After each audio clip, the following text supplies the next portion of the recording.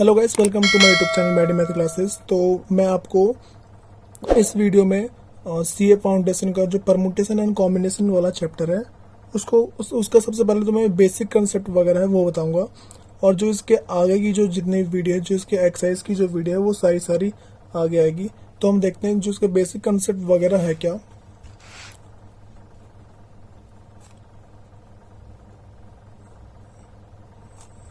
Permutation and combination. देखो, सबसे पहले हमें इस चैप्टर में ये पता होना चाहिए कि परमुटेशन एंड कॉम्बिनेशन का मतलब क्या है।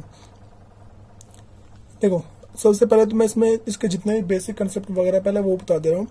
परमुटेशन और कॉम्बिनेशन चैप्टर के अंदर हम क्या करते हैं, हमें फैक्टोरियल के साथ ऑपरेट करना होता है। ठीक है, सबसे पहले जो इसमें बात का ध्यान रखनी है, ऑपरेट विद फैक्टोरियल। अब बात करते हैं हमारे पास जो फैक्टोरियल है, फैक्टोरियल के यहाँ पे मतलब क्या हो जाता है। देखो, जो फैक्टोरियल है हमारे पास, जैसे मैं मान के चलो कि मैं किसी भी नंबर का, किसी भी नेचुरल नंबर का अगर मैं फैक्टोरियल करता हूँ, फैक्टोरियल के वैसे दो साइन होते हैं। एक तो हमारे पास इस टाइप का होता है और दूसरा एल की शेप में होता है। ठीक है, तो यहाँ पे जो एन है ना, एन कोई भी नेचुरल नंबर हो सकता है। कोई भी हमारे पास का एक नेचुरल नंबर हो सकता है। अब ना बात करते हैं कि फैक्टोरियल को हम सॉल्व कैसे करते हैं। जैसे मान के चलो मेरे पास ये नंबर लिखा है 4 और मैं इसका फैक्टोरियल करूं, तो इसको हम सॉल्व करेंगे 4 इंटू 3 इंटू 2 इंटू 1। ठीक है, हम क्या लास्ट तक लेके जाते हैं और फिर इन सबको मल्टीप्लाई करते हैं। हमारे पास 4 3 जा 12 और 2 जा 24। तो ये हमारे पास इसका फैक्टोरियल सॉल्व हो गया। ठीक है, अगर ऐसी मैं और नंबर की बात करूँ तो जैसे मान लो मेरे पास 5 का फैक्टोरियल, तो इसे सॉल्व कैसे करूंगा मैं, 5 इंटू 4 इंटू 3 इंटू 2 इंटू 1। हमें मल्टीप्लाई करके क्या लास्ट तक लेके जाना होता है, जो हमारे पास सबसे 1 तक, जहां से भी हम शुरू करेंगे ना, तो हम कैसे मल्टीप्लाई करके 1 तक लेके जाना होता है। मैं अगर ऐसे में मान लो 100 का फैक्टोरियल करूंगा, तो ऐसे 100 इंटू 99 इंटू 98 ऐसे ही कर करके हमें क्या है, इंटू में 1 तक पहुंचना होता है। जो भी इसका आंसर आएगा वहां पे यहाँ लिखना होता है। ठीक है, तो देखो ये हमारे पास क्या है कि जैसे हमें पता है कि जो हमारा एग्जाम है उसमें कैलकुलेटर अलाउ है। ठीक है, तो इसमें हम क्या करते हैं, मतलब इसको ना उसी के कैलकुलेटर से सॉल्व करके फिर जाके इसको ऑपरेट करते हैं। अब हम ना और नेक्स्ट बात करते हैं। जैसे हमें ना एक चीज पता होनी चाहिए कि अगर हम 0 का फैक्टोरियल करते हैं ना, तो हमारा जो आंसर है ये बना था। इसको हम क्या बाद में प्रूव करेंगे। ठीक है, इसको बाद में प्रूव करेंगे कि अगर हम 0 का फैक्टोरियल करते हैं तो आंसर हमारे पास क्या है, 1 क्यों आता है। अब हम ना नेक्स्ट बात करते हैं। जैसे मान के चलो कि अपने इसकी कुछ कुछ बातें हैं, जब भी हम इस वाले चैप्टर को सॉल्व करते हैं तो उन सारी बातों को हमें क्या है, ध्यान रखना होता है। तो देखो, सबसे जो पहली बात हमें ध्यान रखनी है वो हमारे पास है, ऑलवेज अटैक बिगर फैक्टोरियल। ऑलवेज अटैक बिगर फैक्टोरियल। देखो यहाँ पे जो है ऑलवेज अटैक बिगर फैक्टोरियल का यहाँ पे मतलब क्या हो जाता है। जैसे मान के चलो मैं यहाँ पे कोई एक एग्जांपल सॉल्व करता हूँ। यहाँ पे मैं लिखा 10 फैक्टोरियल और डिवाइडेड बाय 8 फैक्टोरियल। ठीक है, तो इसको हम सॉल्व कैसे करेंगे। सबसे पहले मेरे पास देखो, मैंने बताया था ऑलवेज अटैक बिगर फैक्टोरियल, तो बड़ा वाला फैक्टोरियल कौन सा, 10 है। तो अगर मैं इसको सॉल्व करता हूँ 10 into 9 into 8 into 7 into 6 into 5 into 4 into 3 into 2 और इंटू में 1। ठीक है, ये हमारे पास है। और जो नीचे हमारे पास फैक्टोरियल का है 8 है, तो 8 into 7 into 6 into 5 into 4 into 3 into 2 और इंटू में 1। तो यहाँ से देखो इन सारे नंबर से ये सारे नंबर क्या कट रहे हैं। ठीक है, तो मेरे पास बच क्या यहाँ पे देखो, यहाँ पे जो मेरे पास बच रहा है 10 और इंटू में 9, तो आंसर कितना आ रहा है मेरे पास, 90 आ रहा है। तो जब भी हम फैक्टोरियल सॉल्व करते हैं तो इसी टाइप से करते हैं। ठीक है, या फिर अगर मैं इसको एक और सिंपल शॉर्टकट मेथड से करना चाहता हूँ, 10 फैक्टोरियल और डिवाइडेड बाय 8 फैक्टोरियल, तो इसका मतलब क्या है मेरे पास, 10 इंटू 9 इंटू 8। ठीक है, तो यहाँ पे 8 फैक्टोरियल, 8 फैक्टोरियल से 8 फैक्टोरियल कट जाएगा, तो मेरे पास कितना आंसर आ रहा है, यहाँ पे सिंपल सा 90 आ रहा है। तो देखो ये था, यहाँ पे हम इसीलिए हमेशा क्या है, जो बिगर फैक्टोरियल है उस पर अटैक करते हैं। ठीक है, सबसे पहली बात तो हमें ये ध्यान रखनी है। उसके बाद वो नेक्स्ट बात करते हैं हमारे पास जो जो सेकंड पॉइंट है, उसमें अगर हम किसी भी नेचुरल नंबर का अगर हम फैक्टोरियल करते हैं, सबसे पहले हमारे पास आएगा n, ठीक है। n के बाद हम क्या उसमें से n-1, n-2, n-3, n-4, ठीक है। इस तरीके से हम क्या है कि उसके फैक्टोरियल को कम करते हैं। जैसे मान लो कि अगर मैं यहाँ पे 5 का फैक्टोरियल कर रहा हूँ, तो पहले मैं किसका करूँ, लिखूंगा 5 इंटू, यहाँ पे क्या 5-1, तो 4 इंटू 3 इंटू 2 इंटू 1, ठीक है। अब इसको अगर मैं सॉल्व करता हूँ, मेरे पास क्या मेरा आंसर आ जाएगा, ठीक है, वो 120। तो इसलिए हम क्या है यहाँ पे जो है, मतलब हमें ना यहाँ पे एंड तक जाना होता है, 3 इंटू 2 इंटू 1, हमेशा क्या है हमें लास्ट के 1 तक पहुंचना होता है, तभी हमारा ये सॉल्व होता है, ठीक है। अगर हम इसे सॉल्व ऐसे नहीं करते, तो अगर हम 1 तक सॉल्व नहीं करते, तो हमारे पास इसका क्या पूरा पूरा आंसर आता नहीं है। अब ना हम जो नेक्स्ट टॉपिक है उसकी बात करते हैं, जो हमारे पास है कंसेक्यूटिव फैक्टर मेथड है, ठीक है। तो देखो ये मेथड है क्या,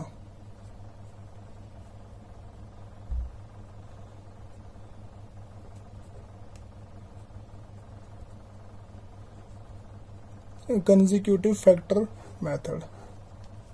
देखो इस मेथड के अंदर ना हमें करना क्या है, जैसे मान के चलो अगर मैं तुम्हें कोई से भी एग्जांपल दे दूं, जैसे मान लो n+1 इसका factorial is equal to 30, n-1 इसका फैक्टोरियल, ठीक है। तो देखो हमें ना इसे सॉल्व कैसे करना है। जैसे ये मेरे पास मल्टीप्लाई में, तो इस साइड पहले डिवाइड में जाएगा ये, तो n+1 फैक्टोरियल और डिवाइडेड बाई n-1 फैक्टोरियल, ठीक है। हमें पहले ही करना है, और इज इक्वल टू में क्या मेरे पास 30 है, ठीक है। तो अब देखो, अब मेरे पास क्या है, मैंने बताया था कि ये मेरे पास पहले से n-1 है, ठीक है। तो अगर मैं इसको सॉल्व करता हूँ, तो मेरे पास क्या आएगा, देखो पहले n+1 है, तो n+1 को और कम करूँगा तो मेरे पास आएगा n, फिर अगला करूँगा तो n-1, ठीक है, ये आएगा। तो यहाँ पे फिर क्या बच रहा है, n-1 ये फैक्टोरियल इज इक्वल टू 30 इसका फैक्टोरियल। तो इस वाले से ये पूरा पूरा कट जाएगा, ठीक है। तो हमारे पास बच क्या रहा है, n+1 और यहाँ पे बच रहा है n इज इक्वल टू 30। तो ये हमारे पास क्या टोटल जो है, अगर मैं देखो इसको सॉल्व करता हूँ, तो मुझे क्या 30 का ना, मुझे 30 के 2 फैक्टर करने हैं, ठीक है। तो n+1 और दूसरा क्या है n। तो अगर मैं इसके देखो 2 फैक्टर करता हूँ, तो मेरे पास क्या है, ऐसा कर सकता हूँ मैं 6 इंटू 5, तो 6×5 30 होता है, ठीक है। तो यहाँ पे जो मेरे पास आंसर आ जाएगा ना, क्या आएगा, देखो इस साइड वाला नंबर है, तो इसको इस साइड वाले के इक्वल रख दो, मेरा आंसर n की वैल्यू आ जाएगी 5, ठीक है। अगर इस तरीके से नहीं करना है, तो इस वाले को हम इस वाले के सामने रख देते हैं। इसलिए देखो n+1 इज इक्वल टू 6 है, n+1 इज इक्वल टू क्या मेरे पास 6 है। तो देखो हम इसके अंदर अब हम करेंगे क्या, n इज इक्वल टू 6-1, तो n की वैल्यू कितनी आ गई, यहाँ पे n की वैल्यू आ गई हमारे पास 5, ठीक है। तो देखो आंसर फिर भी क्या हमारे पास सेम, दोनों तरफ क्या 5-5 ही आ रहा है। तो देखो ये हमारे पास है कंसेक्यूटिव फैक्टर मेथड है। इसमें से जब भी हमें ऐसे क्वेश्चंस वगैरह करने होते हैं, तो इसी टाइप से हो जाता है, ठीक है। और अगर हमें एग्जाम में अगर ऐसे क्वेश्चन आते हैं, तो हम इसको क्या ऑप्शन मेथड से करते हैं, ठीक है। तो देखो हम इसको ऑप्शन मेथड से कैसे कर सकते हैं।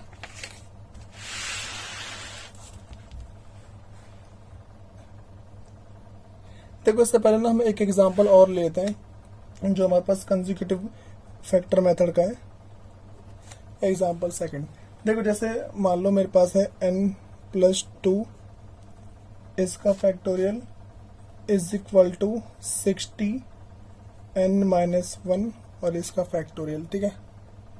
तो देखो हम इसमें करेंगे क्या, मेरे पास ये दोबारा साइड मल्टीप्लाई में, तो यहाँ पर डिवाइड में आ जाएगा n+2 का factorial divided by n-1 factorial और इज इक्वल टू 60।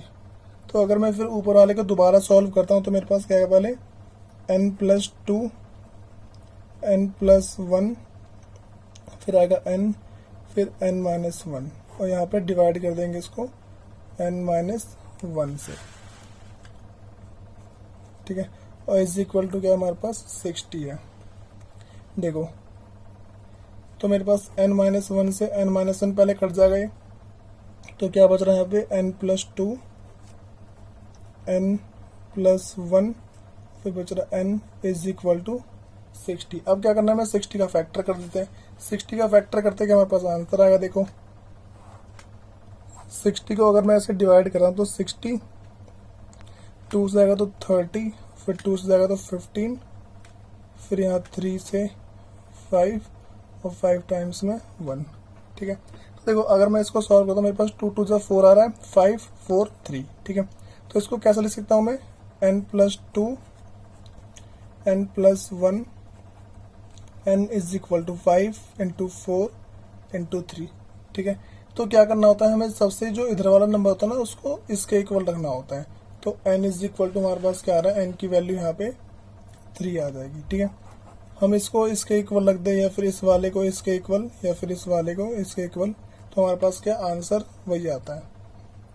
अब हम बात करते हैं जो हमारे पास है ऑप्शन मेथड। हम ऑप्शन मेथड से कैसे सॉल्व कर सकते हैं इसको, अब उसकी बात करते हैं। क्योंकि हमारे पास तो एग्जाम में मुश्किल से मुश्किल 1 मिनट और 20 सेकंड समथिंग होता है, तो 80 सेकंड समथिंग हमारे पास क्या है कि एक क्वेश्चन को सॉल्व करने के लिए टाइम होता है। तो देखो कैसे करेंगे ऑप्शन मेथड से।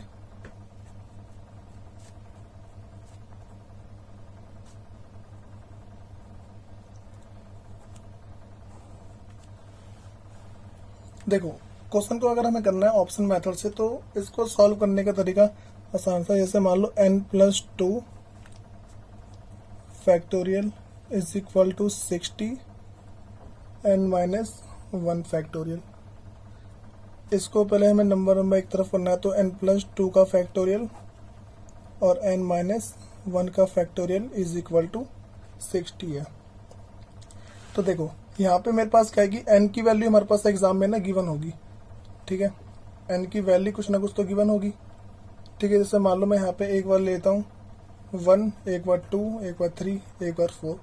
हमें करना क्या, एक एक करके ना पुट करके चेक करना है इसके अंदर। ठीक है, जैसे मान लो n की जगह अगर मैं यहाँ पे 1 रखता हूँ, ठीक है, n की जगह पे अगर 1 रखता हूँ तो ऊपर मेरे पास आएगा 1+2 फैक्टोरियल डिवाइडेड बाई 1-1। देखो यहाँ पे पता लग रहा है कि ऐसा तो होने नहीं वाला। ठीक है, हमें क्या LHS is equal to RHS करना होता है, तो यहाँ पे होगा नहीं।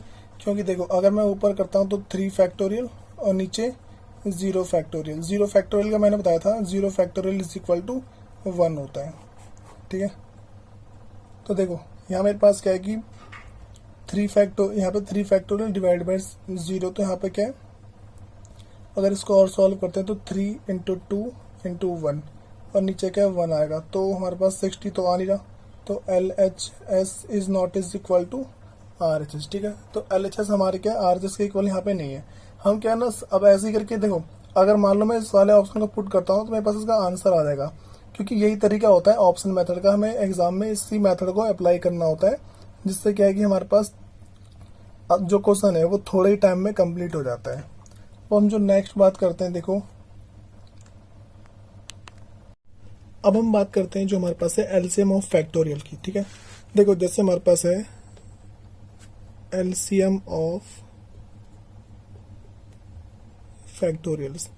देखो एलसीएम हमारे पास क्या है कि जैसे अगर मैं नॉर्मल एलसीएम की बात करूं, अगर नॉर्मल की बात करते हैं, जैसे मान के चलो कि मेरे पास 2 4 8 मैंने ऐसे कोई भी नंबर ले लिया। ठीक है, और मुझे क्या है कि इसमें अगर मुझे इसका एलसीएम करना है, ठीक है, तो इसमें ना जो सबसे ग्रेटेस्ट नंबर वो क्या 8 है। तो इसको मैं क्या करूँगा, पहले देखो ऐसे लिखूंगा जैसे 8 8 8। ठीक है, फिर लाइन से डिवाइड कर दूंगा 2 4 8। तो इसका मेरे पास आंसर क्या आ जाएगा, यहाँ पे 4 आएगा और यहाँ पे 2, यहाँ पे 1। ठीक है, तो 4 2 और 1, तो मेरे पास क्या है ये वाला आंसर आ रहा है। अब ऐसे अगर हम क्या है कि फैक्टोरियल का करते हैं, ठीक है, अगर हम फैक्टोरियल का करते हैं इसी तरीके से, जैसे मेरे पास मान के चलो लिखा हुआ है 6 फैक्टोरियल 7 फैक्टोरियल और 8 फैक्टोरियल। ठीक है, और इसमें मैं क्या करूंगा कि अगर मुझे इसका एलसीएम निकालना है, तो मैंने एक रूल बताया था कि ऑलवेज अटैक बिगर फैक्टोरियल। ठीक है, ये रूल बताया था मैंने कि ऑलवेज अटैक बिगर फैक्टोरियल। तो हम क्या करेंगे, पहले यहाँ पे लिखेंगे 8 फैक्टोरियल, फिर 8 फैक्टोरियल और 8 फैक्टोरियल। इसको डिवाइड कर देंगे 6 फैक्टोरियल से, 7 फैक्टोरियल और फिर 8 फैक्टोरियल से। तो देखो यहाँ पे अगर मैं इसको सॉल्व कर दूँ 8 × 7 × 6 डिवाइडेड बाई 6, इसको करता हूँ तो 8 × 7, तो यहाँ पे 7, यहाँ पे करूँगा 8 तो यहाँ पे तो 8 ही सिंपल। तो देखो इससे कट के मेरे पास यहाँ पे 1 आएगा और यहाँ पे कटेगा तो 8 आएगा और यहाँ पे ये कट जाएगा। तो देखो 8 × 7 और यहाँ पे आ रहा है 8 और यहाँ पे आ रहा है 1। कभी भी हमसे क्या है कि कोई भी 3 नंबर देके बोल दे कि इसका तुम एलसीएम निकालो, ठीक है, एलसीएम फाइंड आउट करो, तो हमें इसी तरीके से करना होता है। तो 8 × 7 = 56, यहाँ पे 8 और 1, ठीक है। तो ये क्या हमारा आंसर है।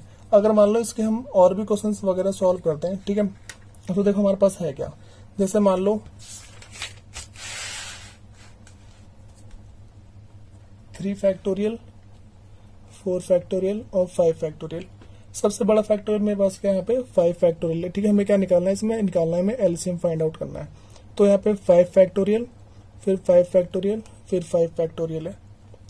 तो पहले इसको हम 3 फैक्टोरियल से डिवाइड करेंगे, इसको 4 फैक्टोरियल से और इसको 5 फैक्टोरियल से। तो हमारे पास क्या है 5 × 4 × 3, इसको डिवाइड कर देंगे 3 फैक्टोरियल से। यहाँ पे 5 × 4 और यहाँ पे 4 फैक्टोरियल और यहाँ पे 5 फैक्टोरियल डिवाइड बाई 5 फैक्टोरियल। तो इससे पूरा कटेगा, हमारे पास 1 आएगा।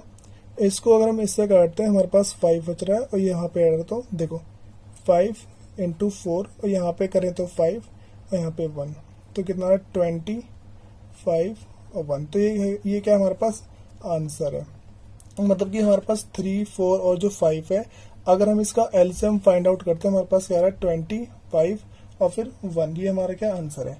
अब हम बात करते हैं परमुटेशन एंड कॉम्बिनेशन की।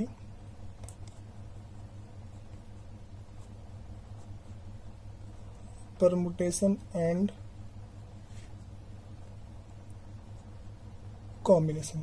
देखो हमें क्या सबसे पहले इन दोनों के ना फॉर्मूले पता होने चाहिए। अगर मैं परमुटेशन की बात करूं तो हम परमुटेशन है उसको लिखते हैं हम NPR, ठीक है। और इसको लिखने का एक तरीका और होता है, इसको हम लिखते हैं P और ब्रैकेट में NR, ठीक है। इस तरीके से लिख सकते हैं।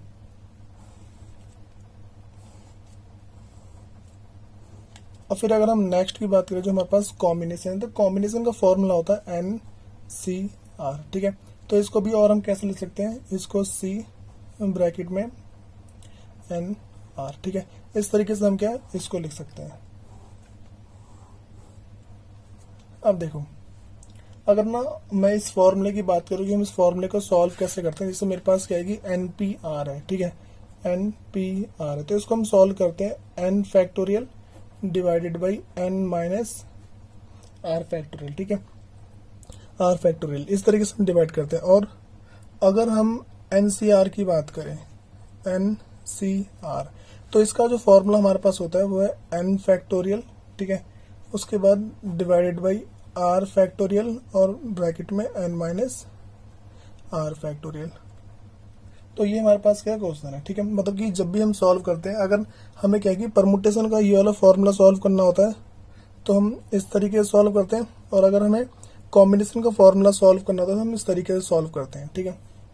अब क्या हम इसके ना कुछ कुछ क्वेश्चंस वगैरह सॉल्व करते हैं, जिससे क्या हमें इन फॉर्मूले में हमारी क्या थोड़ी पकड़ बन जाए, जिससे हम आगे जाके क्या है कि क्वेश्चंस वगैरह आराम से सॉल्व कर पाए। तो देखो कुछ कुछ इसके एग्जांपल्स वगैरह देखते हैं।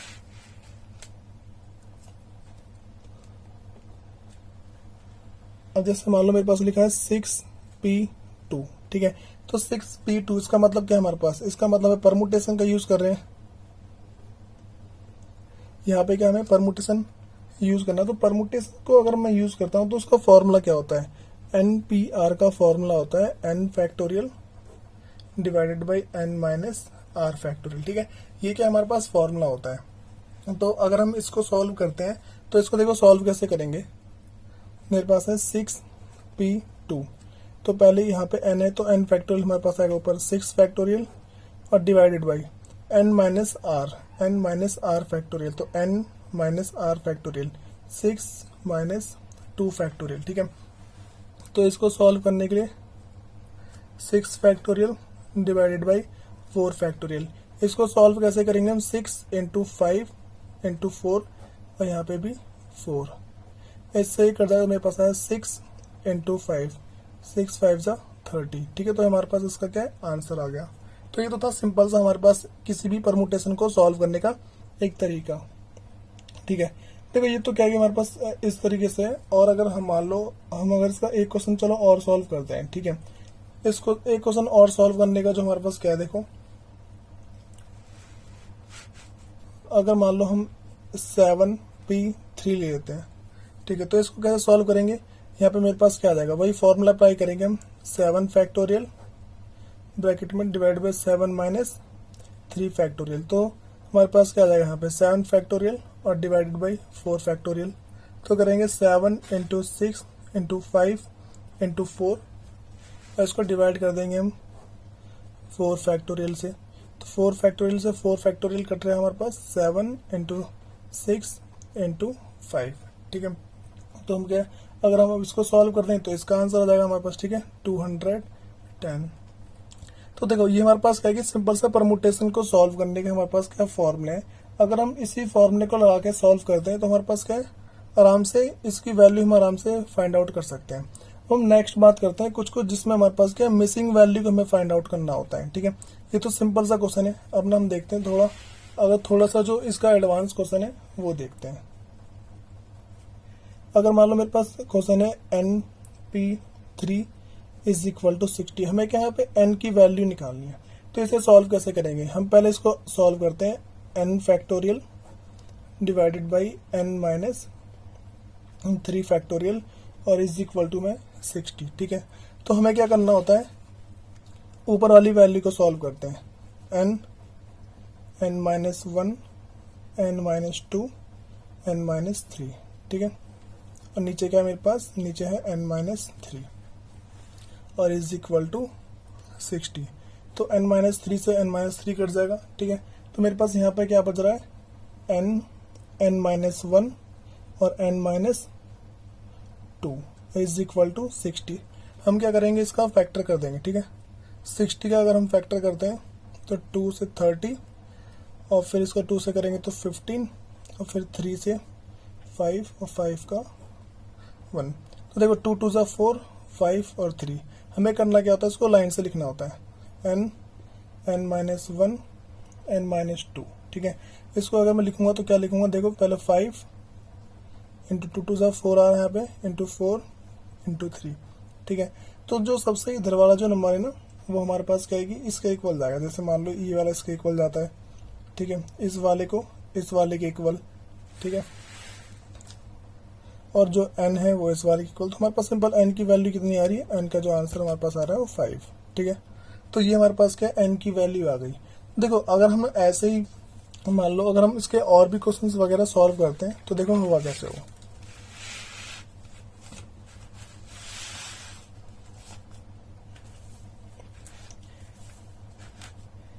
देखो अब जैसे मान लो मैं एक और इसके जो थोड़े से सिंपल से क्वेश्चन पहले और करा दें। जैसे मान लो 8p3 है। ठीक है, तो इसमें क्या हमारे पास सिंपल सा वही फॉर्मूला रहेगा, 8 factorial divided by 8 minus 3 factorial. तो करेंगे तो हमारे पास आ रहा है 8 फैक्टोरियल डिवाइडेड बाई यहाँ पे आ जाएगा 5 फैक्टोरियल। इसको सॉल्व करेंगे तो 8 इंटू 7 इंटू 6 और इंटू 5। इसको डिवाइड करेंगे 5 फैक्टोरियल, तो इसमें हमारे पास क्या वैल्यू कट जाएगी। ठीक है, और जो हमारा आंसर आना हुआ 8 इंटू 7 इंटू 6, ये क्या हमारा आंसर आ जाएगा। ठीक है, इस तरीके से अगर इसके और भी क्वेश्चन हमारे पास क्या इसी टाइप से सॉल्व जाते हैं। देखो अब ना हमें ना इसमें कुछ कुछ ना रूल्स ध्यान रखने होते हैं कि देखो जैसे मेरे पास फॉर्मूला था NPR is equal to n factorial divided by n minus r factorial. ठीक है, ये तो हमारे पास क्या है कि फॉर्मूला था। तो इस फॉर्मूले को करने के लिए ना हमें एक बात ध्यान रखनी चाहिए कि जो n की वैल्यू है वो क्या है कि हमेशा r से बड़ी या उसके बराबर रहती है। ठीक है, n की वैल्यू क्या हमेशा या तो r से बड़ी रहेगी या फिर उसके बराबर रहेगी। ठीक है, इस तरीके से हमें इसको देखना है। तो देखो ये तो हमारे पास आ गई कि हाँ भाई क्वेश्चंस को कैसे सॉल्व करना है। चलो एक आध जो और है जिसमें n की वैल्यू गायब रहती है हम उसको सॉल्व करते हैं। तो जो हमारे पास अगला क्वेश्चन है वो है NP5 is equal to 20 into में NP3। ठीक है, इस तरीके से क्वेश्चन है। तो अगर हम इसको सॉल्व करते हैं मेरे पास यहाँ पाएगा n factorial divided by n minus 5 factorial is equal to 20 into में n factorial divided by n minus 3 factorial. ठीक है, अब अगर हम इसको सॉल्व करेंगे, ठीक है, तो देखो हमारे पास आएगा क्या। सबसे पहले हम देखते हैं यहाँ पे हमारे पास n फैक्टोरियल से पहले n फैक्टोरियल कट जाएगा। ठीक है, तो बच गया यहाँ पे 1 अपॉन में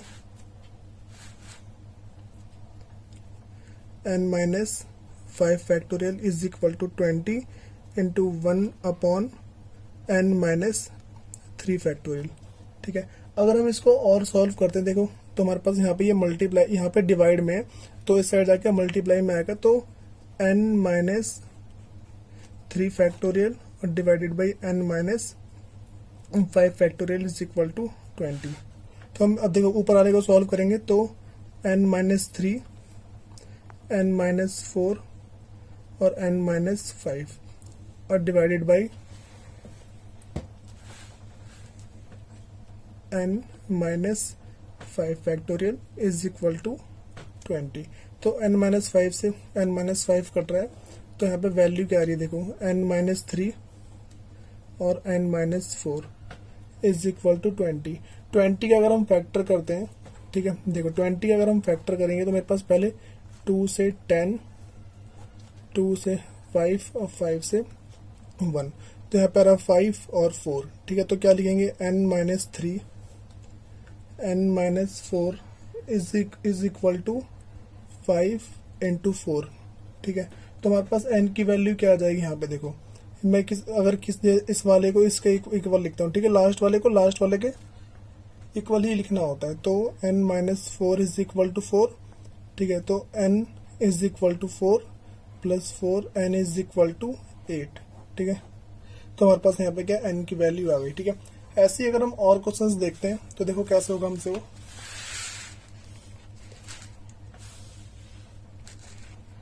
यहाँ पे हमारे पास NP4 is equal to 12 into में NP2। ठीक है, इस तरीके से क्वेश्चन है।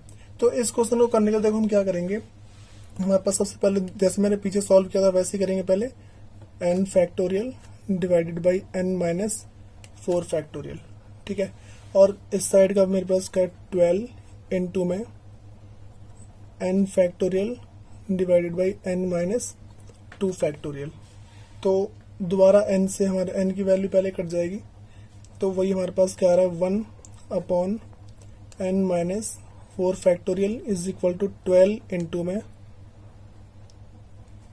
1 अपॉन n माइनस 2 फैक्टोरियल। ठीक है, तो देखो इस साइड मेरे पास क्या है, इस साइड डिवाइड में, इस साइड क्या आ जाएगा मल्टीप्लाई में, तो n minus 2 factorial divided by n minus 4 factorial is equal to 12। तो हम ऊपर वाले को सॉल्व करेंगे, n माइनस 2, n माइनस 3 और n माइनस 4 और डिवाइडेड बाई यहाँ पे है n minus 4 factorial is equal to 12 है। ठीक है, तो देखो यहाँ पे n माइनस 4 से n माइनस 4 फैक्टोरियल कट रहा है, तो क्या बच रहा है n माइनस 2, n माइनस 3। तो देखो 12 का अगर मैं फैक्टर करता हूँ तो 12, 2 से 6, 2 से 3 और 3 से 1 टाइम्स में। ठीक है, 2 2 से 4, तो 4 इंटू 3 आ गया यहाँ पे, 4 इंटू 3 में पहले बड़ा नंबर लिखना होता है, लास्ट में क्या छोटा नंबर लिखना होता है, तो लास्ट वाले को लास्ट वाले के इक्वल रख दो, n minus 3 is equal to 3। इस साइड माइनस का है, उस साइड जाके आ जाएगा प्लस का, तो n इज इक्वल टू हमारे पास आ रहा है 3 प्लस में 3। तो n की वैल्यू देखो कितनी है हमारे पास, 3 और प्लस 3 इज इक्वल टू 6। ठीक है, तो देखो इस तरीके से हमारे पास क्या है, ये n की वैल्यू वाले क्वेश्चंस वगैरह सॉल्व होते हैं। ठीक है, तो हम देखते हैं इसके आगे और जितने भी क्वेश्चन, थोड़े और क्वेश्चन देख लेते हैं जो इसी के बेस पे हैं। तो मान लो मेरे पास है NP5 divided by NP3 is equal to, ठीक है, मान लो 2 अपॉन में 1 लिख लेते हैं। ठीक है, 2 अपॉन में 1 का मतलब ही 2 ही होता है। ठीक है, तो अगर हम इसको सॉल्व करते हैं तो देखो मेरे पास क्या आ जाएगा, यहाँ पे ऊपर लिखेंगे पहले n factorial divided by n minus 5 factorial, फिर इस पूरे को डिवाइड करेंगे n factorial divided by n minus 3 factorial is equal to 2 upon 1। ठीक है। ये डिवाइड में तो देखो क्या कि हमारे पास पास वाले को पास से मल्टीप्लाई करना होता है और दूर वाले को दूर से, ठीक है। तो हम इसको सिंपल पलट के भी लिख सकते हैं, n factorial divided by n minus 5 factorial. इसको अगर हम पलट के लिखेंगे तो हमारे पास आ जाएगा यहाँ पे n माइनस 3 फैक्टोरियल, ठीक है, और डिवाइडेड बाई n फैक्टोरियल। तो n फैक्टोरियल से n फैक्टोरियल कट जाएगा, यहाँ पे 2/1 वैल्यू तो सेम है, तो मेरे पास क्या है n माइनस 3 फैक्टोरियल और divided by n minus 5 factorial is equal to 2/1, ठीक है। ये वैल्यू है। तो इसके आगे देखो हम और देखते हैं, तो ऊपर वाले को सॉल्व करेंगे, n minus 3, n minus 4, n minus 5, ठीक है। तो नीचे भी क्या है मेरे पास n माइनस 5, हमें वैल्यू को ना सेम लेके आना था जिससे हमारी वैल्यू क्या है कट जाए। तो n माइनस 5 से n माइनस 5 की वैल्यू कट जाएगी। तो देखो मेरे पास आंसर क्या आ रहा है, n माइनस 3 और n minus 4 is equal to क्या है मेरे पे, यहाँ पे 2 लिख सकते हैं, 2/1 को 2 भी लिख सकते हैं आराम से, क्योंकि हम 2 को अगर 1 से डिवाइड करते तो आंसर तो मेरे पास 2 ही आएगा ना, ठीक है। तो यहाँ पे 2 लिख सकते हैं। तो 2 का फैक्टर क्या होगा मेरे पास, अगर मैं 2 का फैक्टर करता हूँ तो 2 इंटू 1 आएगा, n माइनस 3 और n minus 4 is equal to 2 into में 1, ठीक है। अगर हम इसको मान लो सॉल्व करते हैं, ठीक है, तो मेरे पास जो है वैल्यू क्या आ जाएगी, यहाँ पे n minus 4 is equal to 1, last वाले के इक्वल रख दिया। तो n की वैल्यू कितनी आ रही है हमारे पास, यहाँ पे n की वैल्यू आ रही है हमें 5, ठीक है। तो ये हमारे पास क्या क्वेश्चन सॉल्व हो गया। देखो ऐसे ही अगर हमारे पास और भी क्वेश्चंस वगैरह आते हैं, हम क्या उसको आराम से सॉल्व कर सकते हैं, कोई भी हमारे पास क्या दिक्कत नहीं आती है, ठीक है। तो देखो अब जो हम ना नेक्स्ट देखते हैं, जो हमारे पास अगला टॉपिक है, देखो अब ना हमारे पास अगर इसी से रिलेटेड और भी क्वेश्चंस वगैरह आते हैं इस टाइप के, तो हम क्या आराम से सॉल्व कर लेते हैं। अब ना हम जो नेक्स्ट बात करते हैं बात करते हैं कॉम्बिनेशन की, ठीक है, कि कॉम्बिनेशन का मतलब क्या हो जाता है।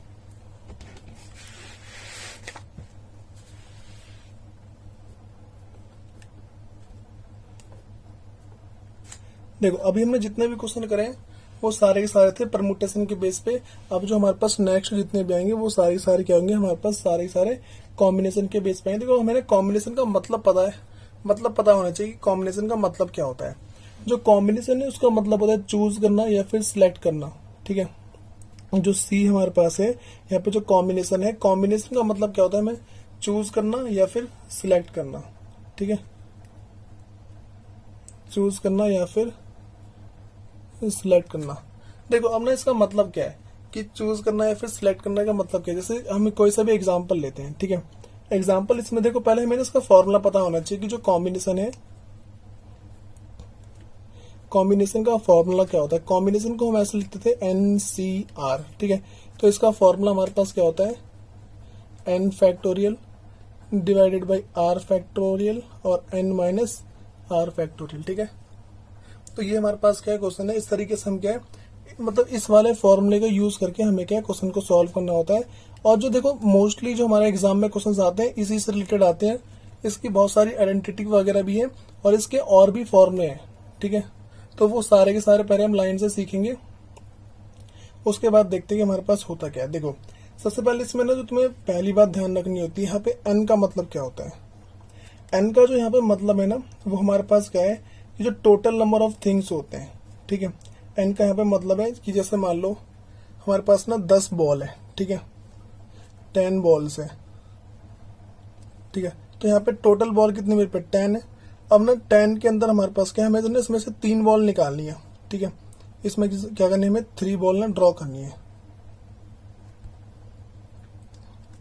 तो हमें क्या यहाँ पे जो 10 है, ठीक है, ये 10 हमारी n की वैल्यू है, n इज इक्वल टू 10 है।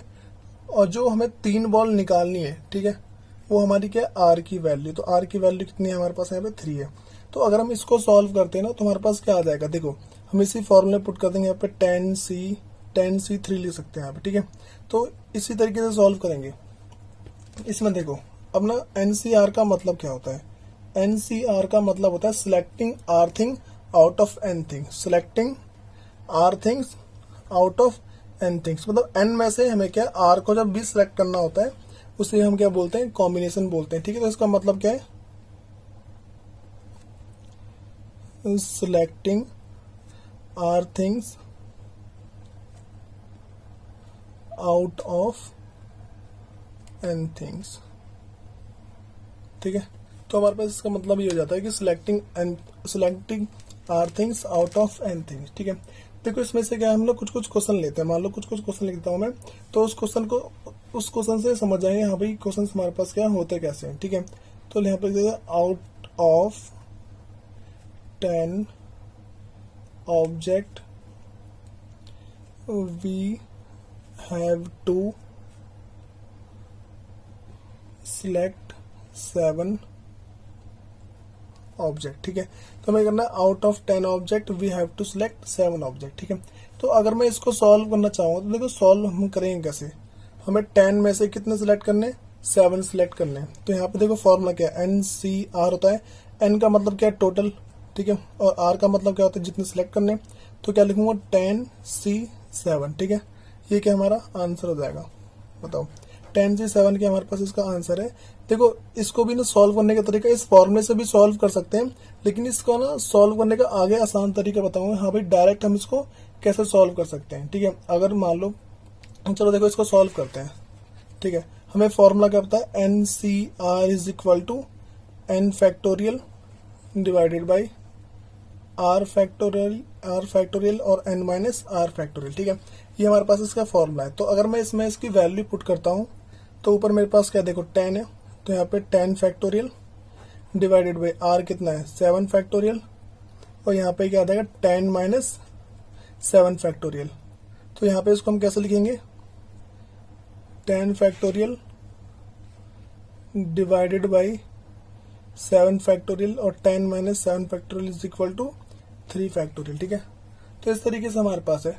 हम इसको अगर सॉल्व करना चाहें तो देखो कैसे सॉल्व करेंगे, यहाँ पे 10 की फैक्टोरियल को थोड़ा सा ओपन कर दो, 10 इंटू 9 इंटू 8 इंटू 7। ठीक है, तो यहाँ पे क्या है 7 फैक्टोरियल इंटू 3 फैक्टोरियल, इससे ही कट जाएगा। तो मेरे पास क्या है फिर, और अगर हम इससे अगर मान लो और वैल्यू काटना चाहते हैं, मेरे पास आ रहा है 10 इंटू 9 इंटू 8, नीचे आ रहा है मेरे पास 3 इंटू 2 इंटू 1, तो 3 जा और यहाँ पे 5 से। तो हमारे पास अगर हम इसको सॉल्व करते हैं 5 इंटू 3 इंटू 8, तो हमारे पास इसका आंसर आ जाता है। ठीक है, देखो एक तो मेरे पास क्या है कि ये आंसर आ गया, हम इसको भी आंसर लिख सकते हैं और ये जो हमारे पास है ना ये वैल्यू, इसको भी आंसर लिख सकते हैं। ठीक है, हमारे पास एग्जाम में क्या है कि ऑप्शन आते हैं कि हमें इस टाइप का आंसर है या फिर इस टाइप का आंसर है, दोनों में से किसी भी टाइप का आंसर आ सकता है, हमें क्या बस सॉल्व करना आना चाहिए। ठीक है, तो देखो अब ना हम इसमें क्या है कि दूसरी चीज देखते हैं, इसका जो नेक्स्ट क्वेश्चन है एक बार वो देखते हैं।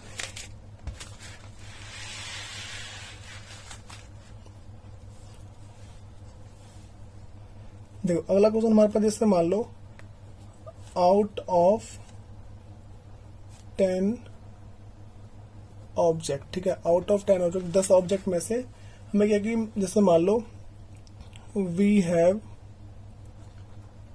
To select 3 object. ठीक है, तो देखो हम इसको कैसे लिखेंगे, हमें क्या 10 में से 3 को सिलेक्ट करना है, मतलब n की वैल्यू हमारे पास 10 है और r की वैल्यू 3 है। ठीक है, तो हम इसको फॉर्मूले के फॉर्म में कैसे लिखेंगे, जो NCR की फॉर्म में यहाँ पे आएगा 10C3। ठीक है, यहाँ पे क्या हमारे पास 10C3 है। अगर मैं इसको भी सॉल्व करता हूँ ना तो देखो हमारे पास है क्या, यहाँ पे आ जाएगा हमारे पास, देखो फॉर्मूला तो ये ना हमारे पास n factorial divided by r factorial r minus n factorial. ठीक है, ये हमारे पास क्या इसका फॉर्मूला है। तो इसको अगर मैं लिखूंगा तो ऊपर आया मेरे पास 10 फैक्टोरियल डिवाइडेड बाई 3 फैक्टोरियल और फिर 10 माइनस 3 फैक्टोरियल। तो इसको अगर मैं लिखूंगा तो 10 फैक्टोरियल डिवाइडेड बाई 3 फैक्टोरियल और 10 माइनस 3, तो यहाँ पे क्या आ जाएगा 7 फैक्टोरियल। अब देखो यहाँ पे ना एक बात नोटिस करने वाली कि ये आंसर और जो पीछे वाला आंसर था, देखो एक तो ये वाला आंसर और जिसका पिछला आंसर था। ठीक है, देखो हमारे पास क्या है वो वाला आंसर और जो हमारे पास क्या है ये वाला आंसर, दोनों सेम है। अब देखो बताता हूँ इसमें हमारे पास क्या आंसर जो है ना सेम कैसे आया। यहाँ पे देखो उस वाले में हमने क्या किया था, उस वाले में हमने 10C7 था। ठीक है, और यहाँ पे क्या हमारे पास 10C3। 10C7 था उस वाले में, और इसमें था 10C3। इसमें देखो हमने क्या करा है, इसमें से हमने क्या है 7 को सिलेक्ट किया है और इसमें से 3 को, ये मान सकते हैं इसमें से सिलेक्ट किया है। और इसमें से कितने, इसमें से मान लो देखो अगर 3 को हमने सिलेक्ट किया है तो कितने 4 रिजेक्ट किए होंगे, इसमें हमने क्या है 7 को रिजेक्ट कर दिए होंगे। जैसे मान लो मेरे पास क्या है यहाँ पे 10 बॉल में से अगर मैंने 7 बॉल ले ली, ठीक है, तो इसमें इसका मतलब क्या है 3 बॉल रिजेक्ट कर दी मैंने, ठीक है। और यहाँ पे क्या है हमारे पास 10 में से मैंने 3 बॉल ली है, इसका मतलब 7 बॉल रिजेक्ट करिए। हमें इसमें जो सिंपल सी जो बात ध्यान रखनी है वो हमेशा ये है कि जब भी हमारे पास क्वेश्चंस वगैरह आते हैं तो उसमें हमेशा जो रिजेक्शन होता है ना, रिजेक्शन हमारा हमेशा किसके इक्वल होता है, वो हमेशा सिलेक्शन के इक्वल होता है, ठीक है। जब भी हमारे पास ये क्या है कि कॉम्बिनेशन का क्वेश्चन आता है तो रिजेक्शन हमारे पास क्या है हमेशा सिलेक्शन के बराबर होता है, ठीक है। अब देखो इसके अंदर हम क्या है कुछ और एप्लीकेशंस वगैरह देख लेते हैं, ठीक है, कि जो क्वेश्चंस वगैरह हैं वो सॉल्व कैसे होंगे, ठीक है।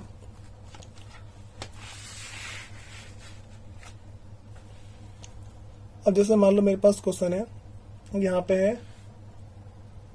मान लो 8 ऑब्जेक्ट है, 8 ऑब्जेक्ट है और उसमें से हमें क्या करना है 5 ऑब्जेक्ट को सिलेक्ट करना है, ठीक है। 8 ऑब्जेक्ट में से क्या करना है हमें 5 ऑब्जेक्ट को हमें क्या है सिलेक्ट करना है। तो देखो करेंगे कैसे, यहाँ पे अगर मैं ऐसा करना चाहूँ 8 में से मैं 5 सिलेक्ट करना तो 8C5 ऐसा लिख सकते हैं, ठीक है।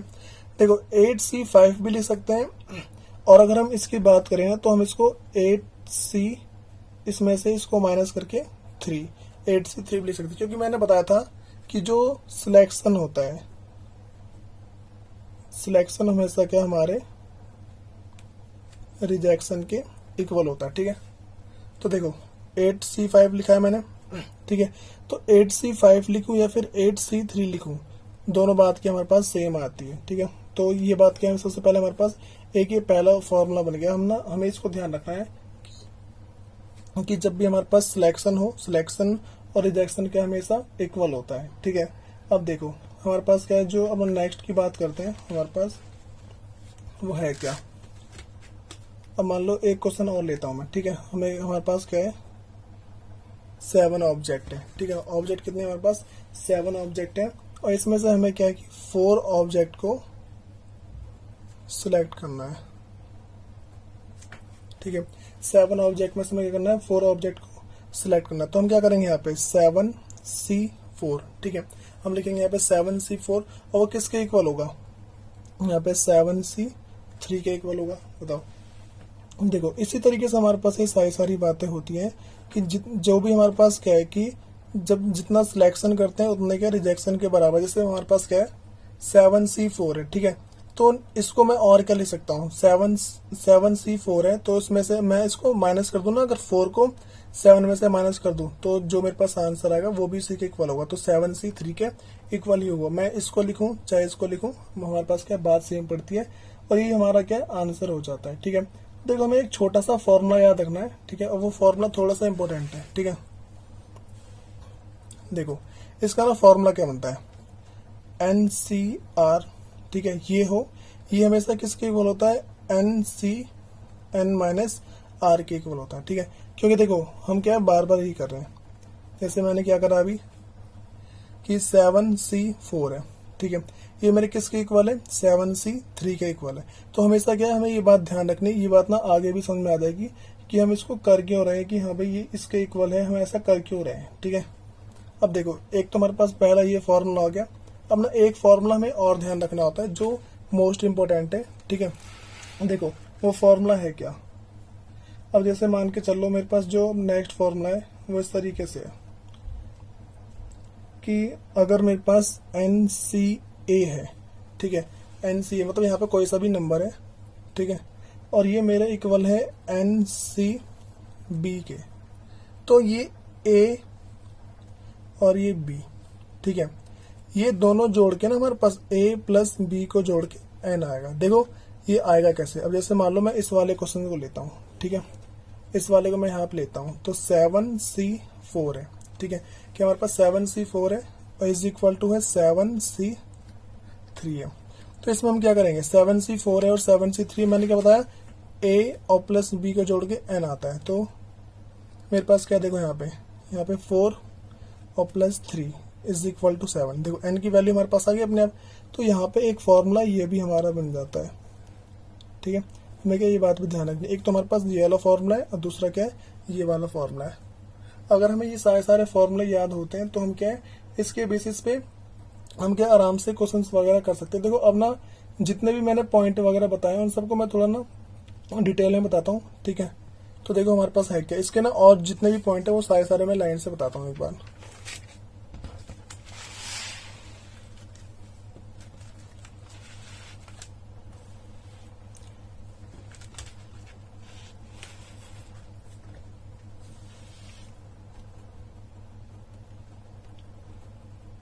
देखो जो हमारे पास कॉम्बिनेशन है, कॉम्बिनेशन के जितने भी हमारे पास पॉइंट है, सबसे पहले हमारे पास आता है फॉर्मूला, ठीक है। फॉर्मूला है NCR is equal to N factorial divided by R factorial और N माइनस R फैक्टोरियल, ठीक है। ये हमारे पास क्या पहले फॉर्मूला है। तो देखो अब इसमें ना N का मतलब हमारे पास क्या है, ये है जो N हमारे पास है, ठीक है। यहाँ पे इसका मतलब देखो, इस पूरे का मतलब क्या है, NCR का मतलब होता है सिलेक्टिंग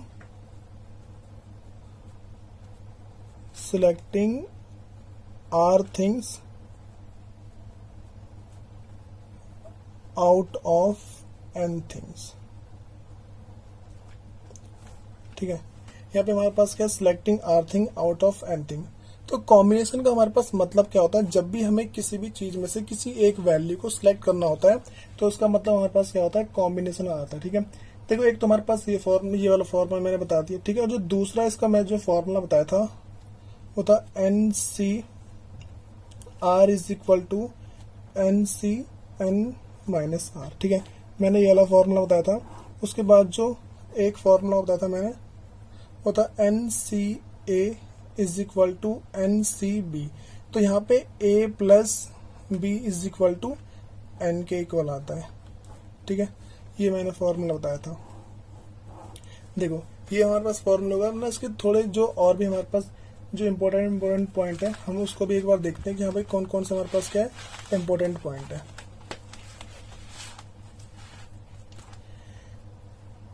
देखो अब ना हम इसके थोड़े बहुत ना क्वेश्चंस वगैरह देखते हैं कि कॉम्बिनेशन के जो क्वेश्चंस हैं उसको हम कर सकते हैं। जैसे मेरे पास NCR फॉर्मूला है, तो इसका फॉर्मूला में था ना N फैक्टोरियल R फैक्टोरियल फिर N माइनस R फैक्टोरियल, ठीक है। तो ये क्या हमारे पास फॉर्मूला है। तो इसको करने के देखो हमारे पास क्या क्या है। सबसे पहले जैसे मान लो मैं एक क्वेश्चन लेता हूँ, मैंने लिखा 7C3, ठीक है, ये लिख दिया मैंने। तो 7C3 को मैं क्या सॉल्व कर सकता हूँ, इसको पहले लिखूंगा ना मैं 7 फैक्टोरियल फिर डिवाइडेड बाई, यहाँ पे आ जाएगा मेरे पास R फैक्टोरियल, तो R कितना 3 है, तो 3 फैक्टोरियल फिर N माइनस R, तो 7 माइनस 3 फैक्टोरियल। तो इसको अगर मैं सॉल्व करता हूँ, ठीक है, तो मेरे पास क्या आ जाएगा, देखो 7 फैक्टोरियल डिवाइडेड बाई 3 फैक्टोरियल, ठीक है, और इसका मल्टीप्लाई में आ जाएगा मेरे पास 4 फैक्टोरियल। देखो एक तो मेरे पास क्या ये आंसर आ गया। इसको अगर मैं और सॉल्व करूँ तो मेरे पास क्या वैल्यू कट के इसका क्या आंसर आ जाएगा, ठीक है। एक तो मेरे पास क्या है ये तरीका। चलो देखो इसको सॉल्व करते हैं। तो 7 इंटू 6 इंटू 5 इंटू 4, अब यहाँ पे क्या है 3 फैक्टोरियल इंटू 4, तो 4 फैक्टोरियल से 4 कट जाएगा, तो क्या होता है 7 इंटू 6 इंटू 5, और यहाँ पे 3 इंटू 2 इंटू 1, ठीक है। तो पहले 3 2 जा फिर 2 2 जा, तो मेरे पास क्या आ रहा है 7 इंटू 5, तो आंसर हमारे पास है 35, ठीक है। एक तो देखो ये तरीका हमारे पास सॉल्व करने का। अब ना हम इसका ना जो शॉर्टकट तरीका है उसको देखते हैं कि हाँ भाई इसको हम शॉर्टकट तरीके से कैसे सॉल्व कर सकते हैं, ठीक है। देखो हमारे पास क्वेश्चन था 7C3, ठीक है। क्वेश्चन हमारे पास ये था 7C3। तो इसको सॉल्व करने का सबसे जो आसान तरीका है वो हमारे पास है। देखो ऊपर 7 है ना, तो 7 का 7 इंटू 6 इंटू 5, और नीचे देखो तीन बार है, इसलिए मैंने बस 3 तक सॉल्व किया। नीचे जितना नंबर लिखा हुआ ऊपर कितने बार सॉल्व करना है, तो फिर मेरे पास क्या है 3 इंटू 2 और इंटू में 1 है, ठीक है।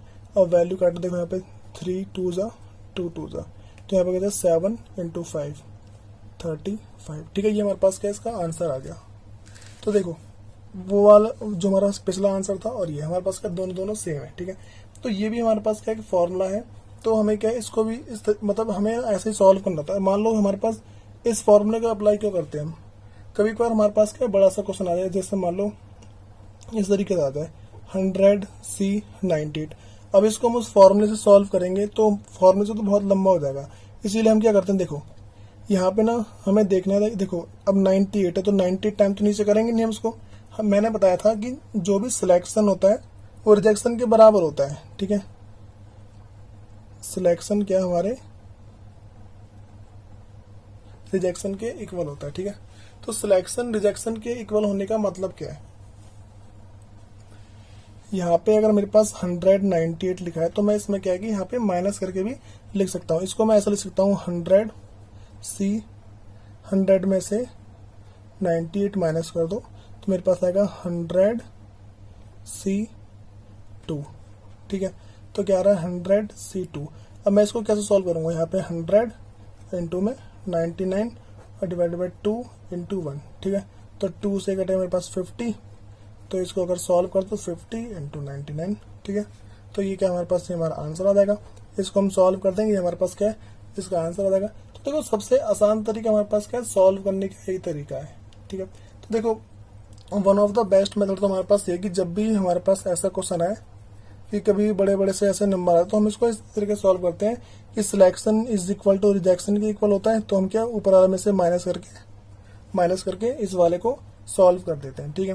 देखो ये हमारे पास क्या है वन ऑफ द बेस्ट और इजी मेथड है सॉल्व करने का।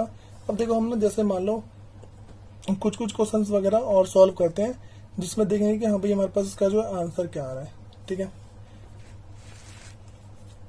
देखो जैसे मान लो मैं एक क्वेश्चन ले लेता हूँ, यहाँ पे हमारे पास है NC12 is equal to NC5, ठीक है। ये हमारे पास क्या क्वेश्चन है, ये इतना हमारा क्वेश्चन है, ठीक है। अब ना हमें इसमें क्या n की वैल्यू निकालनी है। जब भी मैंने बताया था जब भी हमारे पास ऐसे इक्वल होते हैं ना तो n इज इक्वल टू क्या आता है हमारे पास, n इज इक्वल टू होता है a प्लस बी। तो a ये है मेरे पास और b क्या है ये है, ठीक है। तो क्या लिखेंगे n की वैल्यू हमारे पास आ जाएगी 12 प्लस 5, तो n की वैल्यू हमारे पास आ जाएगी 17, ठीक है। ये क्या हमारी n की वैल्यू, तो n की वैल्यू हमारे पास 17 आ गई। और देखो अगर हम ना नेक्स्ट एक और क्वेश्चन की बात करते हैं, देखो क्वेश्चन हमारे पास कैसा था, क्वेश्चन ऐसा मान लो 15C3R is equal to 15CR plus 3, ठीक है। इस तरीके से है तो हमें क्या यहाँ पे R की वैल्यू निकालनी है। तो मैंने क्या होता है जब भी हमारे पास ऐसे इक्वल वैल्यू दे रखी होती है हमें कौन सा फॉर्मूला अप्लाई करना होता है, हमें जो फॉर्मूला मैंने यहाँ पे अप्लाई किया ना कि n is equal to a plus B होता है, हमें क्या इसी फॉर्मूले को यहाँ पे अप्लाई करना है, ठीक है। तो देखो कैसे करेंगे, n की वैल्यू हमारे पास होती है a प्लस बी, तो n is equal to 3R plus R plus 3, ठीक है। ये होना चाहिए। तो n की वैल्यू कितनी मेरे पास 15 है, 15 इज इक्वल टू 3R फिर जाके यहाँ पे 4R प्लस 3, ठीक है। 3 साइड प्लस में उस साइड जाके माइनस में, ठीक है। तो 15 minus 3 is equal to 4R। तो यहाँ पे हमारे पास क्या जाएगा, यहाँ पे हमारे पे 4R इज इक्वल टू 12, 4 यहाँ पे मल्टीप्लाई में, यहाँ जाएगा डिवाइड में, तो R is equal to 12 divided by 4 is equal to 3। तो R की वैल्यू कितनी आएगी हमारे पास, यहाँ पे R की वैल्यू आएगी 3, ठीक है। देखो गाइस हमारे पास ये थे सारे बेसिक कंसेप्ट वगैरह, इसमें हमारे पास क्या है और भी है, ठीक है। तो देखो हम इसको थोड़ा आगे देखते हैं। अब मान लो हम लोग कुछ क्वेश्चंस पहले और सॉल्व कर लेते हैं, उन क्वेश्चंस को सॉल्व करने के बाद हम थोड़ा आगे बढ़ेंगे कि हाँ भाई जिससे हमारे क्या है कि सारे कंसेप्ट वगैरह हमारे पक्के हो जाएं। अब देखो जैसे हमारे पास एक क्वेश्चन है 18CX, ठीक है, इज इक्वल टू है 18CX प्लस 2, ठीक है। तो मैं क्या करना है, अगर देखो अब ना इसमें अगर हम इसको सॉल्व करते हैं तो हमारे पास जो इसका आंसर क्या आएगा, इसमें हमें निकालनी है x की वैल्यू। देखो तो इन दोनों को अगर मैं ऐड कर दूं तो मेरे 18 के बराबर आएगा, क्योंकि देखो n की वैल्यू क्या आती है a प्लस बी। जब भी हमारे पास ऐसा आता ना कि NCA is equal to N C B. तो यहाँ पे होता क्या है, A plus B is equal to N के इक्वल होता है, ठीक है। तो देखो इसको अगर हम सॉल्व करते हैं तो हमारे पास क्या आ जाएगा, n is equal to A plus B. तो n की वैल्यू है 18 इज इक्वल टू a की वैल्यू है x प्लस जो b की वैल्यू है वो है x प्लस 2। तो 18 इज इक्वल टू यहाँ पे आ रहा है 2x प्लस 2, इस साइड 2 प्लस में उस साइड जाके माइनस में, तो 18 minus 2 is equal to 2x है। तो इसमें से माइनस करेंगे 16 इज इक्वल टू 2x, ठीक है। तो x की वैल्यू क्या है हमारे पास, 16 divided by 2 is equal to 8। तो x की वैल्यू हो गई हमारे पास 8, ठीक है। हमें क्या बस फॉर्मूला याद रखने होते हैं, अगर फॉर्मूले हमें याद हो जाते हैं ना तो हम क्या है कोई सा भी क्वेश्चन आराम से सॉल्व कर लेते हैं, ठीक है। ये ऐसे ऐसे फॉर्मूले जो एग्जाम में हमारे क्या है कि टिक करते हैं हमें क्या पूरा पूरा हमें आंसर बता देते हैं, ठीक है। देखो अब हम अगली बात करते हैं कि जो हमारे पास इसका जो नेक्स्ट टॉपिक है, ठीक है, वो हमारे पास है कि हमें कब जो है एनपीआर यूज करना है, मतलब कि परमुटेशन कब यूज करना है, और जो कॉम्बिनेशन है उसको कब यूज करना है, ठीक है। तो देखते हैं इसके आगे।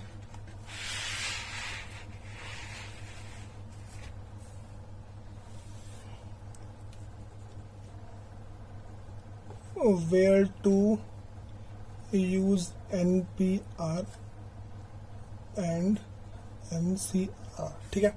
देखो अब ना हमें ये पता लगाना है कि हमें एनपीआर कब यूज करना है, जो एनसीआर है उसको कब यूज करना है। देखो सबसे पहले हमें ये फॉर्मूला पता है कि एनपीआर वो जो हमारे इक्वल होता है वो है एन फैक्टोरियल और divided by N minus R factorial, ठीक है, इस तरीके से।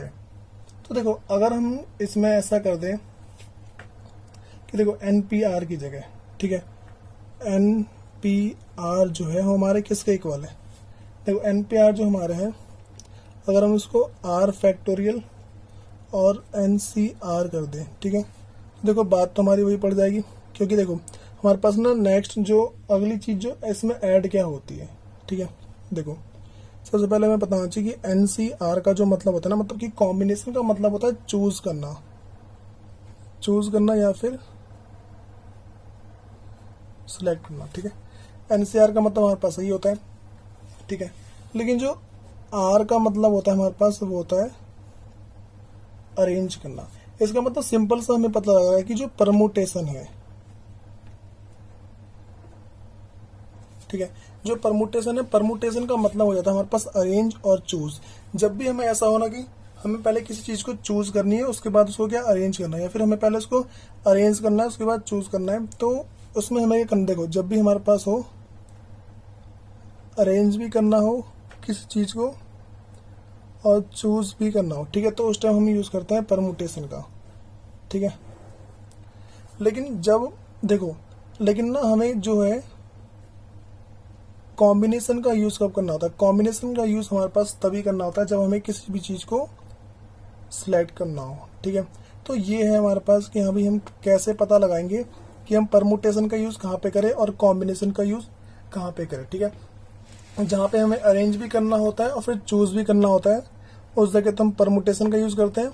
और कॉम्बिनेशन का यूज कहाँ पे आता है, कॉम्बिनेशन का यूज हमारे पास क्या है कि जब भी हमें सिलेक्ट करना होता है ना उस जगह उसका हम यूज करते हैं, ठीक है। देखो अब इसमें क्या है कि पहले एक टॉपिक एक ना छोटी सी बात बता रहा हूँ। हमारे पास ना एक चीज होता है आइडेंटिफिकेशन फैक्टर होता है, ठीक है। अगला जो टॉपिक है आइडेंटिफिकेशन फैक्टर। देखो आइडेंटिफिकेशन फैक्टर का मतलब क्या होता है। अब जैसे मान लो मैंने एक नाम लिखा RAM, ठीक है, ये लिख दिया मैंने, तो RAM को मैं किस तरीके से लिख सकता हूँ, ठीक है। देखो जैसे मान लो मैं चलो दूसरा नाम लेता हूँ, ठीक है, जैसे मान लो RSG लिख दिया, ठीक है। तो RSG को मैं अगर मैं इसका आइडेंटिफिकेशन फैक्टर बनाता हूँ ना, ठीक है, तो कैसा बनेगा, तो जैसे मेरे पास पहला बन जाएगा RSG, ये तो पहला हो गया, ठीक है। दूसरा RGS, तीसरा हो गया SRG, फिर हो गया SGR, GRS, ठीक है। और फिर जाके नेक्स्ट हो सकता है GSR, ठीक है। तो ये क्या है, हमें ना जब भी किसी इस 3 वर्ड से हम कितने और वर्ड्स बना सकते हैं, हम उसी को क्या बोलते हैं, आइडेंटिफिकेशन फैक्टर बोलते हैं, ठीक है। और जो आइडेंटिफिकेशन फैक्टर जो है ना, जो हमारे पास ये यूज कहाँ पे होता है, मतलब कि हम इसको किस जगह अप्लाई कर सकते हैं, जब भी हमें पता लगाना होता है। देखो ये तो हमारे पास छोटा सा था, ठीक है, तो हमने ठीक है पता लगा दी कि हाँ भाई देखो हमारे पास क्या छोटा सा था कि RSG, इसलिए हमने क्या ये तो वर्ड लिख दिया, ये जो वर्ड थे वो क्या अपने आप लिख दिए। लेकिन अगर हमारे पास ऐसा हो जाए कि और ज्यादा वर्ड दे दिए जाए, ठीक है, मान लो कि कोई बड़ा सा वर्ड दे दे, तो उसको तो करने में बहुत टाइम लग जाएगा। इसीलिए ना देखो हमें पता होना चाहिए कि किस चीज का यूज हम कहाँ पे कर सकते हैं। आइडेंटिफिकेशन फैक्टर का पता लगाने के लिए हमें क्या परमुटेशन का यूज करना होता है, ठीक है। आइडेंटिफिकेशन जो फैक्टर है इसका यूज परमुटेशन की हेल्प से हम क्या है आइडेंटिफिकेशन का पता लगा सकते हैं, ठीक है। देखो है कैसे, अगर मान लो कि हमें क्या है परमुटेशन की हेल्प से इसका सॉल्व करना है, तो करेंगे कैसे। देखो सबसे पहले हम लोग क्या दोनों में हम डिफरेंस बताते हैं कि भाई डिफरेंस दोनों में है क्या क्या, परमुटेशन में और कॉम्बिनेशन के अंदर क्या क्या डिफरेंस है। देखो जो हमारे पास ना परमुटेशन है, परमुटेशन के अंदर दोनों में डिफरेंस बता रहा हूँ कि हमें परमुटेशन में और कॉम्बिनेशन में क्या क्या डिफरेंस है। परमुटेशन और यहाँ पे कॉम्बिनेशन, ठीक है। परमुटेशन में और कॉम्बिनेशन में डिफरेंस क्या, देखो परमुटेशन का मैंने मतलब बताया था, परमुटेशन का मतलब हो जाता है अरेंज करना और सिलेक्ट करना, ठीक है। परमुटेशन का मतलब मैंने बताया था कि जब भी हमें अरेंज करना हो और सिलेक्ट करना हो तो उसमें हम क्या है परमुटेशन का यूज करते हैं। तो पहली बात ध्यान रखनी है इसमें, अरेंज और प्लस सिलेक्ट, ठीक है। जब अरेंज और सिलेक्ट दोनों की बात होती है उसमें हम परमुटेशन का यूज करते हैं। और जो कॉम्बिनेशन है, कॉम्बिनेशन का यूज में हमारे पास क्या है, इसमें जब भी हमारे पास सिलेक्शन करना होता है ना, जब सिर्फ सिलेक्ट करते हैं किस चीज को, उसमें हम क्या है कॉम्बिनेशन का यूज करते हैं, ठीक है। अगला हमारे पास है, देखो परमुटेशन के अंदर ना ऑर्डर बहुत इंपॉर्टेंट है, ठीक है। ऑर्डर जो है नंबर के वो क्या बहुत इंपॉर्टेंट है, ऑर्डर आगे पीछे नहीं होना चाहिए, ठीक है। लेकिन इसमें क्या है कि ऑर्डर इंपॉर्टेंट नहीं होता, कॉम्बिनेशन के अंदर नंबर के ऑर्डर इंपॉर्टेंट नहीं होते, ऑर्डर इज नॉट इम्पोर्टेंट, ठीक है। ऑर्डर इसमें इम्पोर्टेंट नहीं होता। अब मैंने अभी आइडेंटिफिकेशन फैक्टर का मतलब बताया था क्या होता है कि किसी भी वर्ड से हम क्या है कितने अक्षर बना सकते हैं, ठीक है। तो तीसरा जैसे मान लो मेरे पास इसमें क्या है आइडेंटिफिकेशन फैक्टर जो है, ठीक है, वो इसमें काम करता है। आइडेंटिफिकेशन फैक्टर क्या है, इसमें अप्लाई हम कर सकते हैं, आइडेंटिफिकेशन फैक्टर वर्क्स। लेकिन जो हमारे पास कॉम्बिनेशन है, कॉम्बिनेशन के अंदर क्या जो आइडेंटिफिकेशन फैक्टर है, ठीक है, वो वर्क नहीं करता। Identification factor do not works, ठीक है। इसमें क्या जो आइडेंटिफिकेशन फैक्टर है वो काम नहीं करता। अब ना इसके लास्ट जो हमारे पास इसके फॉर्मूले की बात करते हैं। देखो जो हमारे पास ना परमुटेशन का फॉर्मूला था NPR इज इक्वल टू, जो NPR इज इक्वल टू हमारे पास था n factorial divided by n minus r factorial, ठीक है। ये तो हमारे पास क्या है परमुटेशन का फॉर्मूला है। और जो बात करते हैं कॉम्बिनेशन के फॉर्मूले की, ठीक है, तो उसमें क्या था NCR, ठीक है। तो NCR का फॉर्मूला क्या था हमारे पास, n factorial divided by r factorial और n माइनस r फैक्टोरियल, ठीक है। ये हमारे पास क्वेश्चन, ये हमारे पास क्या है कि मतलब कि दोनों का डिफरेंस था। देखो अभी तक जितना मैंने बता दिया, इस वीडियो को कम से कम 1 से 2 बार जरूर देखना और इस पूरे के ना नोट्स बना लेना। अगर तुम्हें इसके नोट्स वगैरह लिखे हुए चाहिए पहले से ही, ठीक है, तो आप मुझे मेरे इंस्टाग्राम पे फॉलो कर सकते हो। उसकी जो लिंक है मैं उसको डिस्क्रिप्शन में डाल दूंगा और वहीं से आपको क्या है इसके पूरे जितने भी नोट्स हैं उनकी फोटो मिल जाएगी आराम से, ठीक है। तो अब जितने भी बता रखे ये सारे आने चाहिए। उसके बाद हम क्या है इसके कुछ और बेसिक कंसेप्ट वगैरह है, हम क्या है उसको अब इसके जो नेक्स्ट वीडियो आएगी उसमें करेंगे। वैसे अगर आपको मेरी वीडियोस वगैरह अच्छी लग रही है तो मेरे चैनल को सब्सक्राइब करो। Thank you.